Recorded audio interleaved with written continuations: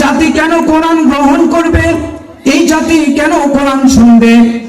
আমরা যদি কোরআনের কাছে প্রশ্ন করি, কোরআন জাতি কেন তোমার আলোচনা শুনবে? আমরা যদি কোরআনের কাছে প্রশ্ন করি, কোরআন বাংলার মুসলমান কেন তোমার আলোচনা শুনবে? সর্বপ্রথম আল্লাহ রাব্বুল আলামিন কোরআনুল কারীমের মধ্যে সূরা বাকারা শুরুতেই আল্লাহ তাআলা জানিয়ে দিয়েছেন যে যালিকাল কিতাবু লা রাইবা ফি, যালিকাল কিতাব, এটা এমন একটা কিতাব যেই কিতাবের মধ্যে কোনো ভুল নাই, যেই কিতাবের মধ্যে কোনো সন্দেহ নাই, যেই কিতাবের মধ্যে কোনো সংশয় নাই, যেই কিতাবের মধ্যে সংশয়ের অবকাশ নাই। এই কিতাব এমন একটা কিতাব, এই কিতাবের মধ্যে ভুল নাই। এখন আমি আপনাদের কাছে জানতে চাই, যেই কিতাবের মধ্যে কোনো ভুল নাই, এই কিতাবের ছাত্র আমার আপনার হওয়ার দরকার আছে না নাই? আছে। একটু কথা বলতে হবে। মুসলমানের ছাত্র আমার আপনার হওয়ার দরকার আছে না নাই? এই কোরআনের ছাত্র আমার আপনার হওয়ার দরকার আছে। কিন্তু কিছুদিন পূর্বে আমরা দেখতে পেয়েছি যে এই বাংলার জমিনে একটা কুলাঙ্গারের আবির্ভাব হয়েছিল, যে বলেছিল যে হাদিসের মধ্যেও অনেক ভুল রয়েছে, কোরআনের মধ্যেও কিছু কিছু জায়গায় ভুল রয়েছে। কিন্তু কোরআনের মধ্যে কি ভুল রয়েছে?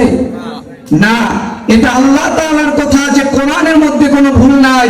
এই জন্য আল্লাহ তাআলা সূরা বাকারার 23 নম্বর আয়াতের মধ্যে আল্লাহ তাআলা এই দুনিয়ার মানুষদেরকে জানিয়ে দিলেন, আল্লাহ রাব্বুল আলামিন জানেন যে এই জমিনে কুলাঙ্গারের আবির্ভাব ঘটবে, কুলাঙ্গারের আবির্ভাব ঘটবে। আল্লাহ তাআলা জেনে সূরা বাকারার 23 নম্বর আয়াতে আল্লাহ তাআলা জানিয়ে দিলেন, ওয়া ইন কুনতুম ফি রাইবিন মিম্মা নাযালনা আলা আবদিনা ফাতু বিসূরাতিন মিন মিসলিহি وادعوا شهداءكم من دون الله إن كنتم صادقين।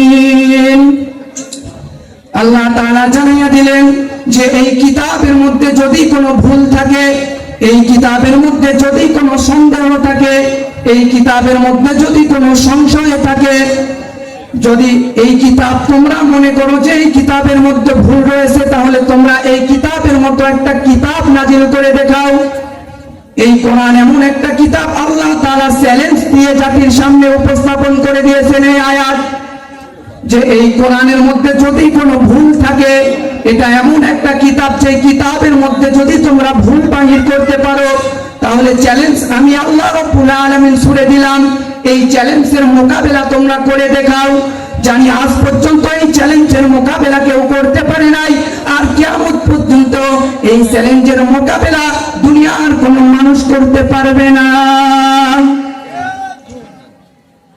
এই জন্য যেই কোরআনের মধ্যে ভুল পাওয়া গেল না, যেই কোরআনের মধ্যে সংশয় পাওয়া গেল না, যেই কিতাবের মধ্যে সংশয় পাওয়া গেল না, আমি আপনি এখন চিন্তা করতে পারি যে আল্লাহ তাআলা তো দুনিয়ার মানুষদেরকে বললেন যে তোমরা যদি সন্দেহের অবকাশ পাও তাহলে একটা কিতাব এমন নাজিল করে দেখাও।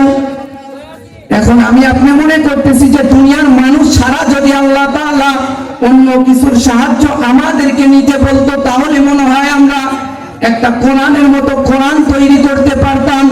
এই জন্য আল্লাহ তাআলা আরেকটা চ্যালেঞ্জ জানিয়ে দিয়েছেন, উল্লা ইজতামাআতুল ইনসু ওয়াল জিন্নু আলা আন ইয়াতু বিমিসলিহি হাযাল কুরআন।